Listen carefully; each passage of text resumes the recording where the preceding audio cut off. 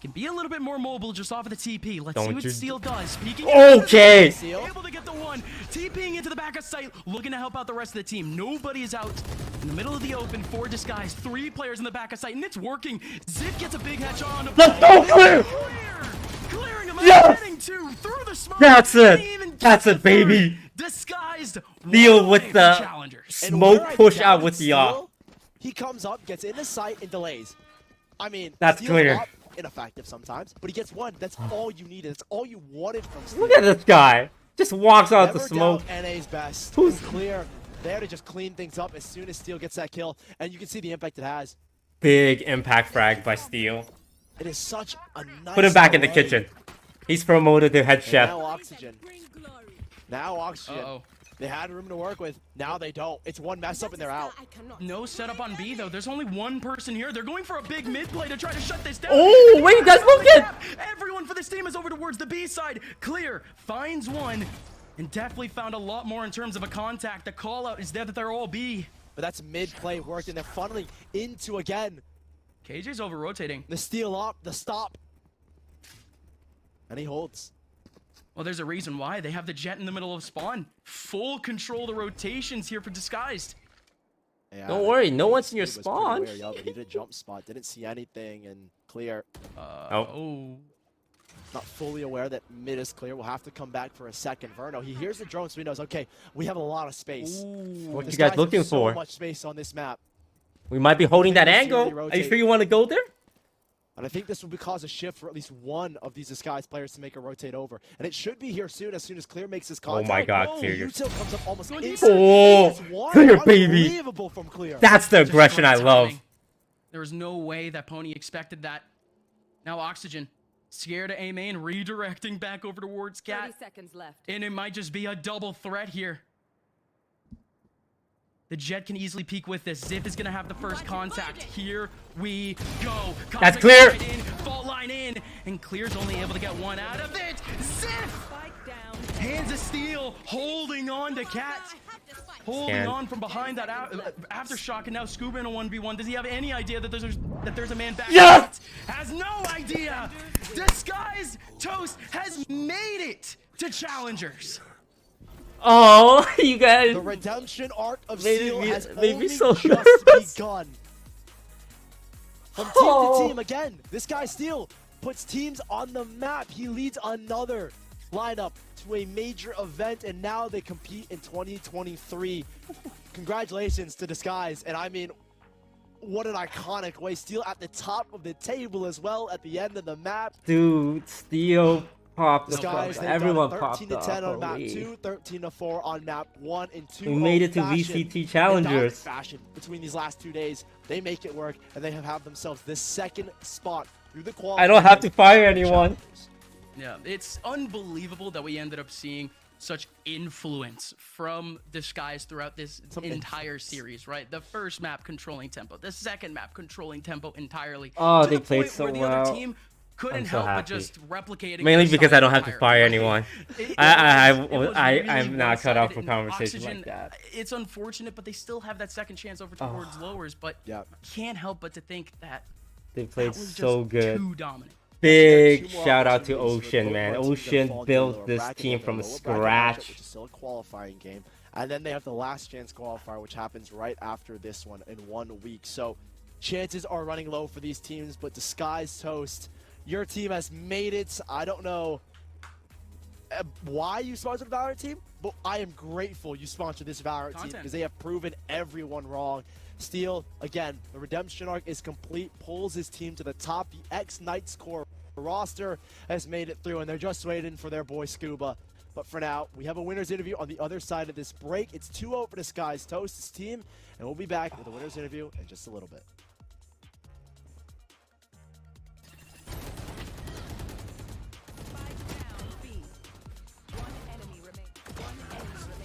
God, these guys, they scrimmed like 6 hours every day. The only day they had off was literally Christmas. Like New Year's, Christmas Eve, Boxing Day, they were scrimming. Oh, I'm so happy for them. They worked so hard for this. Like each player works so hard for this.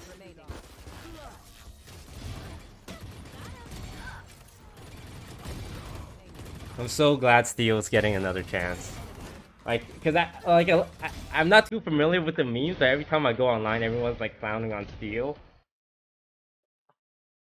Like this is his redemption arc, part 75 or something. I saw comments like the rise and fall and rise and fall and rise and fall and rise of Steel.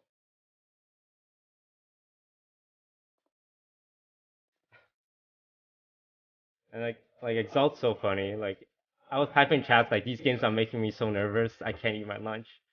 And Exalt said like, bro, I'm trying to win so I can't even eat lunch. I'm living in a cardboard box.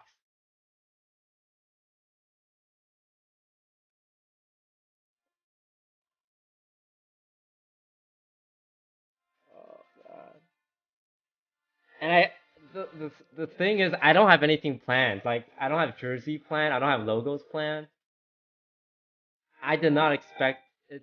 I did not expect to be here. Like when I had this idea, like in I think October, me and Tarek was talking because we were at TwitchCon, and they announced like the format for franchising, and I said to Tarek like, this doesn't like I don't play a lot of Pro Valorant. Like I don't know a lot about Pro Valorant, but it seems kind of crazy. There's only 5 NA teams. Because that's only 25 players, and the NA talent pool is like so much deeper than just 25 players, right? And that's when I first thought about it, and I was messaging everyone. I was in the streets asking for the number of Sean Garris because he recently left 100 Thieves. Like, does anyone know Sean Garris? Please. And luckily Sue knows him, and I work with Jenna Garris, so they put me in contact. And I'm like, Sean, I heard you're a good coach. I need you. He's like, nah, sorry, I got some stuff going on. And I'm like, yo, give me the number of the best guy you know. Oh my God, it's the Steel interview. For yourself. Yeah, I'm feeling pretty good. You know, tiny bit of redemption, but we'll see what goes on in the future.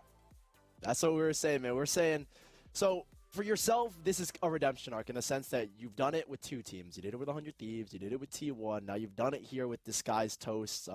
I guess we'll call it your 3rd organization, if you will. But you're playing with a different lineup. The X-Knight score, and you have Ocean at your side. Can you tell us maybe some differences in the side of having Ocean as your coach, or at least maybe some differences in having this working with a core that are extremely familiar with themselves?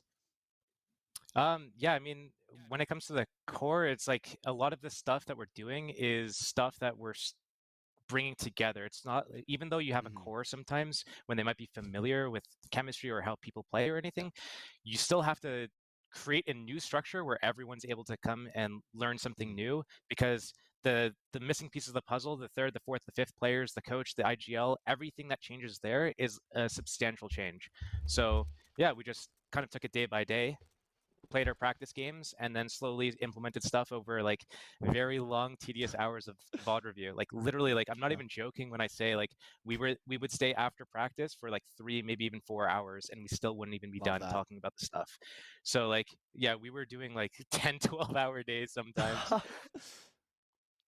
I mean, we can only guess, and we can only guess like what your mentality is about this, but I mean, this team is just different. The setup behind it, the stakes behind it, it's not as high as the ones that you've had before, but there's still a lot of hope behind it. What makes this team, this move to this team different from the other 2 projects you've had? I don't know. I think like part of it is just like when I moved to 100 Thieves, it was like they were bringing me in, they had like an idea of like what they wanted to do, and it was like, oh, we want to create this project with these CS veterans, get these like new Zoomer kids, and kind of like get a jump start on this game. When I transitioned to T1, I was brought in as an experienced IGL, but they had the coach, they had players already there, and they were kind of like they had an idea, but it wasn't like a fully developed, fleshed out plan from the head coach. Or like he had a fleshed out plan, it just he wasn't able to execute it properly. And then when I moved to this project, it's like me and Ocean are just like we're cut from the same cloth to the old school CS players. So you know, like we approach the game the same way. Like when we talk about Valorant, it's like the CS analogies, because it's so easy to just be like, yeah, like in CS, it's easy with this map and this is the position. It's a super simple equation.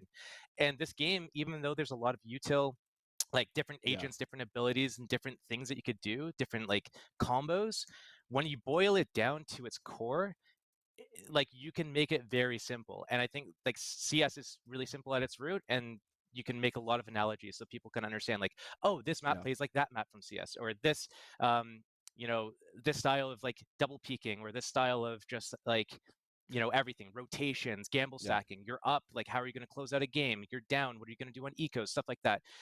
Everything is just transition from CS, and then you just like add a little spice to it.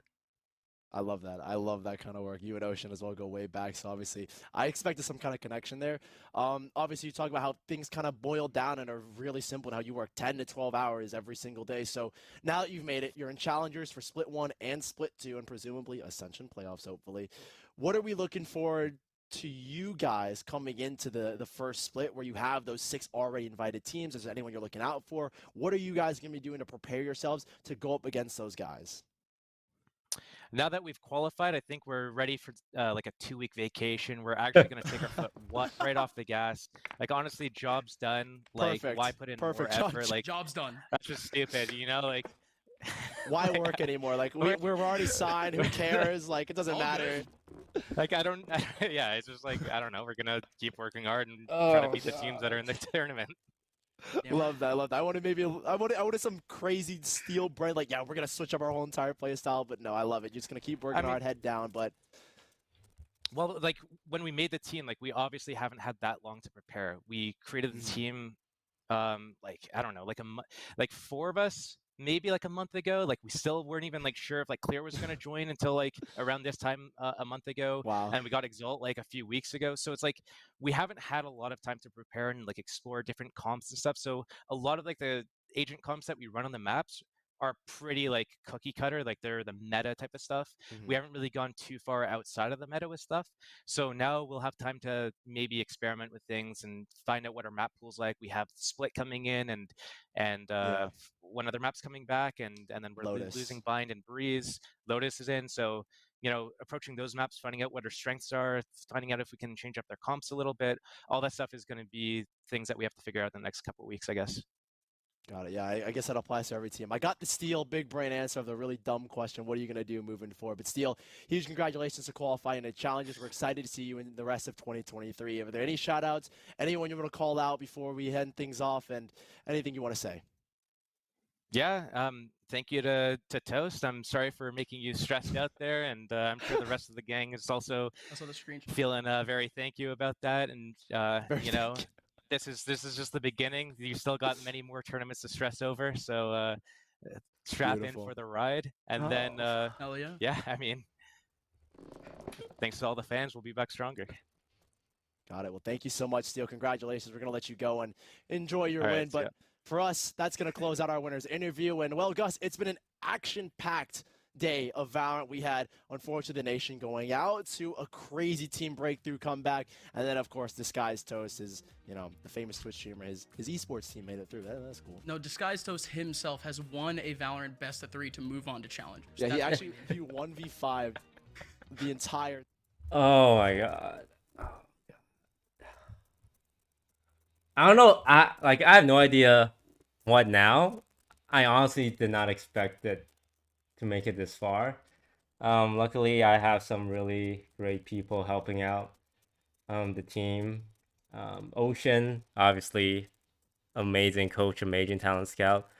My manager, Sue, and LeFerrin has been helping out so much with the contract stuff and the structure of the whole org. Apparently, we're supposed to do something called a boot camp or something. Design jerseys, make a logo.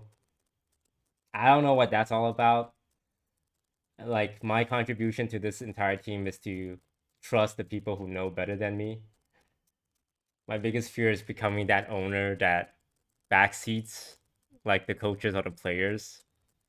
But I mean, these people are legends and they're experts, and I'm just happy to like be here to help them do the things they want to do. Oh god.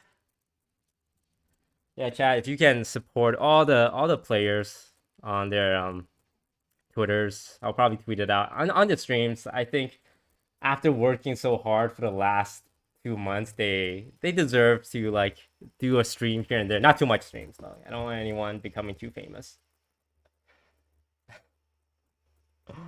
I don't want any situation where they start streaming or practice. You know, can't have those kind of players yet. They can win if they win like VCT World. Yeah, they can become a content creator. Uh, Before then, no content creations just yet. Like a couple of streams is fine though. Oh god. Oh yeah. That would make me the happiest. If you wanna, the best way to support DSG chat is to support the players individually, because ultimately the goal is that we want players to join like DSG because it's good for their brand, it's good for their career, right?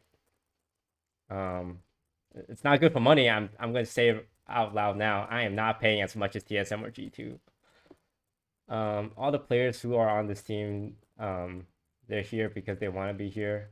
I think all of them could have been on like better teams. So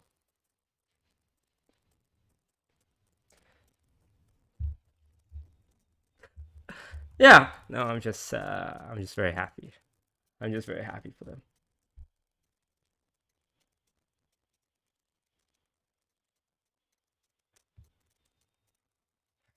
And I hope